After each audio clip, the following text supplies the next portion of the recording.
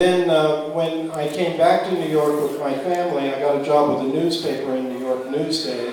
I was doing the foreign news for them, but I was making my own beer at home and serving it to all my friends and neighbors.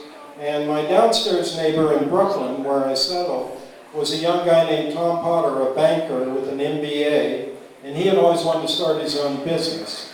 And so, I said, well, Tom, I got a business for you. Let's start a brewery. And he thought I was a lunatic. He had studied the brewing industry in business school, and he said, you got to be crazy. Brewing industry is getting consolidated more and more every year. The big guys are buying out the little guys and or running them out of business. And how are you possibly going to compete in that world?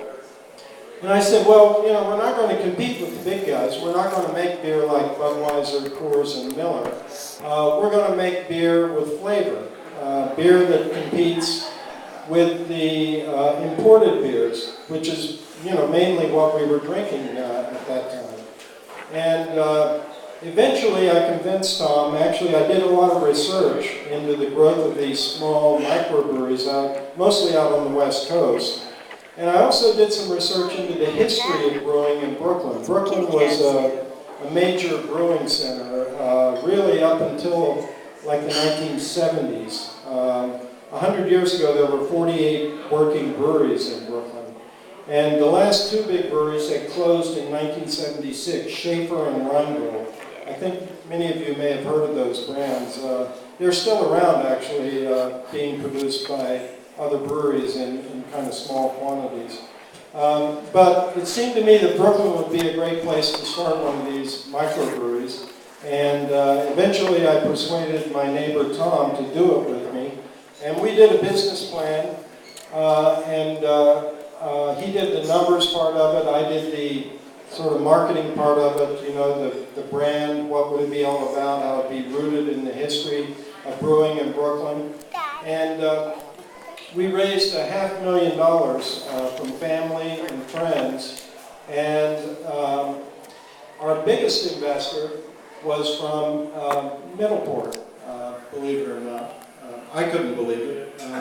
There's a fellow named Jay Hall, who I think a lot of you know. Jay is an incredibly successful businessman, entrepreneur who, when I was a kid playing around at that gravel pit, there was a creek that ran by the gravel pit, Leading Creek. And Leading Creek came out of the hills where the mines were. And one day Leading Creek would be blue, and then the next day it'd be red, and then the next day it'd be green, and you could never tell what the color of the creek would be, depending on what they were dumping in it.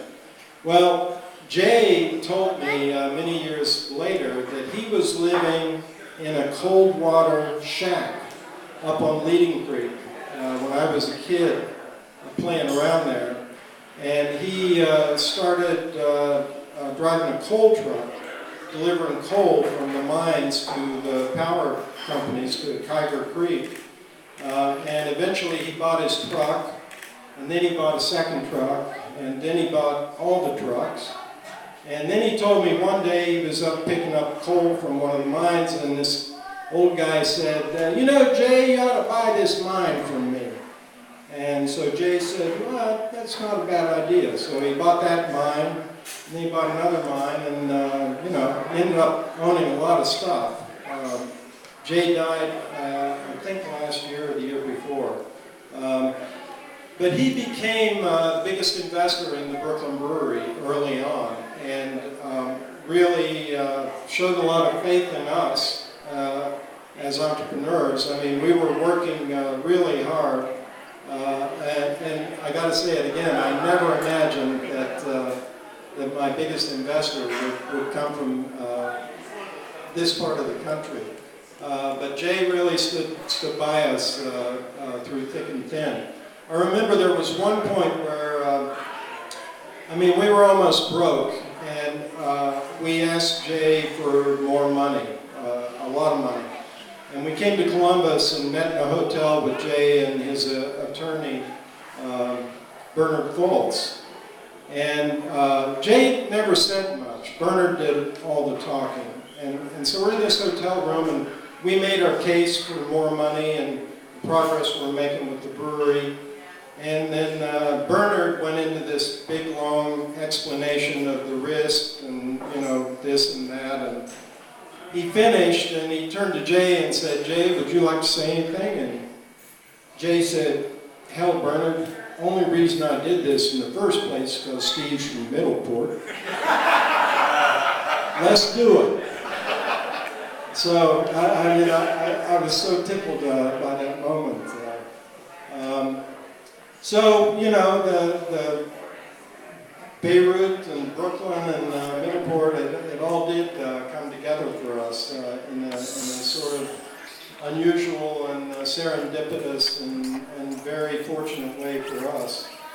Jay did sell his stock in the company a few years ago. He made out very well. He was very happy with the way things turned out.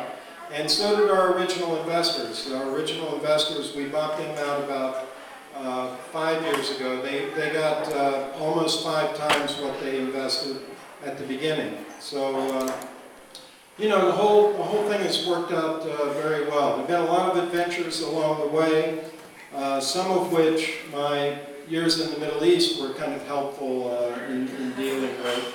I got robbed at gunpoint in 1995. A gunman came into the brewery and took one of our warehouse guys, put a gun, or actually one of our sales guys, put a gun to his head and brought him back to the office, and I had to open the safe, and unfortunately we had $30,000 cash in the safe that particular day. And then when we were building the brewery, we had a run-in with some mob-connected guys. You know, we're in Brooklyn, right? I told you, and that's one of the hazards in Brooklyn, and it's a long story, but sort of the culmination of the story was this thuggy guy. I was sitting in an office chair, and he put his hand between my legs and put his face down close to me and said, "We're going to have to hurt you."